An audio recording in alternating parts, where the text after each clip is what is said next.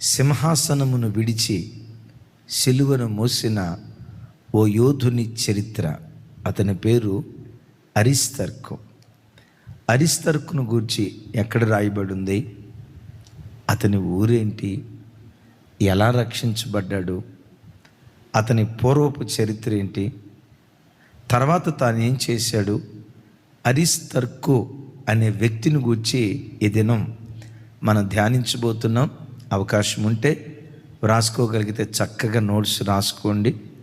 అయ్యో మేము రాసుకోవటానికి pen తెచ్చుకోలేదే, paper తెచ్చుకోలేదే, notebook తెచ్చుకోలేదంటే కంగారు పడద్దు. యూట్యూబ్లో ఆల్రెడీ ఉంటుంది కదా. ఇప్పుడు విన్న తర్వాత వింటూ రాసుకోవటానికి ప్రయత్నం చేయగలరని ప్రేమతో తెలియచేస్తున్నాను. రండి ధ్యానించుదాం.